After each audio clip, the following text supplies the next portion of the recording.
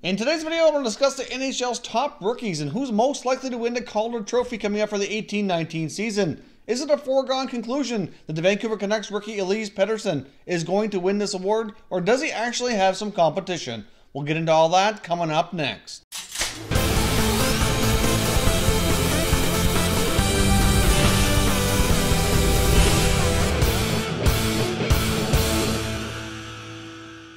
Hey everyone, and welcome back to another video here at Top Shelf Hockey. If you're new to the channel, thanks for stopping by. We review and discuss all 31 NHL teams, so if you're a huge hockey fan, consider subscribing and clicking the bell so you don't miss anything. So as I mentioned off the top, today I want to discuss the NHL's top rookies and whether or not Elias Pettersson actually has any competition for the Calder Trophy for the 18-19 season. Now, early in the year, Pettersson got off to a runaway start. Unfortunately, he's battled some injuries, missed a little bit of time. Otherwise, we might not even be having this discussion. He may be too far along in points if those injuries didn't occur to really have anybody anywhere close to giving him a good run for this award for the 18-19 season. Now, lately, we have had some other rookies kind of emerging up the ladder here to kind of give them a little bit of a run, in my opinion. So I just want to take a good close look to see if they actually have a chance to garner enough votes and really gain any momentum here to possibly take this award from them by the end of the season. Now, of course, Pettersson, as we know, is having an absolutely phenomenal year in Vancouver. Not only is he leading the rookies in points, but he's leading the Canucks. He's certainly up there amongst league leaders as well in a lot of categories.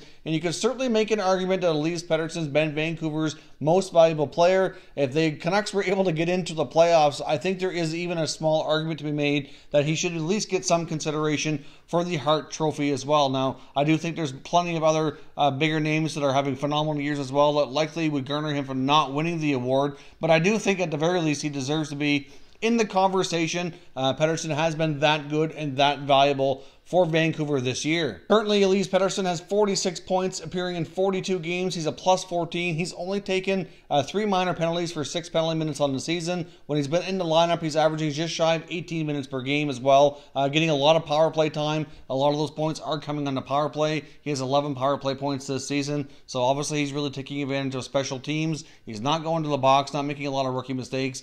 So Pettersson, like I said, is really doing a lot of things well, and really for the most part of this year has been considered a runaway favorite for this award. But recently, we've seen the emergence of some other players that are really kind of creeping up here. If you take a look at the top 10 rookies in scoring right now, which I'll put up on the screen here, obviously, Pettersson's got a substantial lead right now. If you take a look at a lot of the guys runners up right now, you got Andreas Johnsson of the Toronto Maple Leafs with 12 goals, 14 assists. You got Colin White of the Ottawa Senators, 11 goals, 15 assists, 26 points. Now, of course, like Pettersson, Johnsson and White have not appeared in all games. They both played 46 games apiece.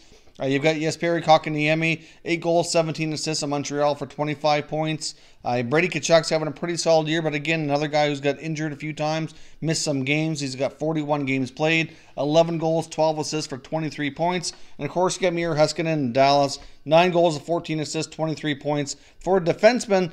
So certainly a lot of big minutes there and some strong play from Heiskanen. But of course, the other guy, number 2 here in rookie scoring, is Rasmus Dahlin. And I do think Dahlin, who was the number 1 overall selection in the 2018 draft by the Buffalo Sabres, is kind of creeping up here and really putting together a really solid season and certainly deserves a lot of accolades and a lot of consideration for the award for Rookie of the Year. Dahlin, being a rookie defenseman, I do think has a lot of challenges going against him, but he's putting up some fine numbers. Number 2 in rookie scoring. He's playing just shy of 21 minutes per game, playing in a lot of different situations. Has been playing a lot on a power play, leading with 9 power play points on the Buffalo Sabres. So I do think Rasmus Dahlin has certainly been putting together a really solid rookie season. We've seen a lot of good glimpses as to why he was selected number 1 overall in the 2018 draft. He certainly appears to have quite a long career ahead of him with a lot of great performances. So I do think that the Swedish defenseman can rival the Swedish forward here and give him a shot here at actually maybe making a case for himself for having this award.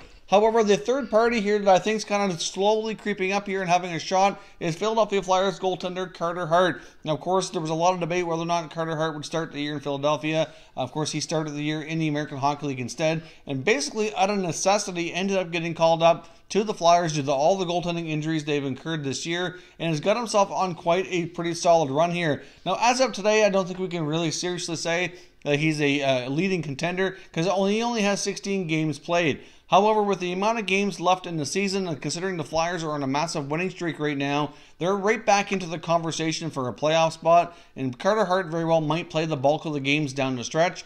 Therefore, he might end up getting into 35 to 40 games by the end of the season. So for a rookie goaltender to put up those kind of numbers and play that many games and keep up at the pace that he's been on for his goals against average and save percentage, if he can do that and get them in the playoffs, I do think there's a major argument to be made here that Carter Hart is going to deserve a lot of recognition and a lot of consideration for the Rookie of the Year award as well. Now, of course, we don't know what's going to happen with Pettersson for the remainder of the year. If he has a cold streak or if he gets injured again and misses any more significant amount of time, then that's only going to go against him and help the other two here that I think are kind of slowly creeping up and getting themselves into consideration, into conversation here for this award. But right now, Carter Hart's won 10 games. He's got a record of 10-5-1 in 16 games played. He has a goals against average of 2.48 and a .925 save percentage, and those numbers are very impressive. They're only getting better all the time. He's very calm, cool, collected. You can't really get him rattled, and he's been helping the Flyers get on a great win streak here to get them back in contention. So with the number of games left, if Carter Hart does play the bulk of those games and continues at this pace, and if he can finish with 35 to 40 games played with those types of stats, I do think Carter Hart could potentially slip in there and kind of steal some votes for Rookie of the Year. I mean, they're all kind of a unique situations. Pettersson's been playing center ice. Dahlin, being a rookie defenseman, has a lot of challenges itself. And of course, you got a rookie goaltender as well. So those are three very unique situations, three different positions. They all have their own separate challenges, and I think there's kind of pros and cons of things you could kind of pick apart about all of their games to kind of make a case for or against for winning this award. But as of right now, I do think that Elias Pettersson is still the front runner. I don't think we can say Dahlin or Carter Hart is in a position right now to kind of take the lead to be the leading contender for this award.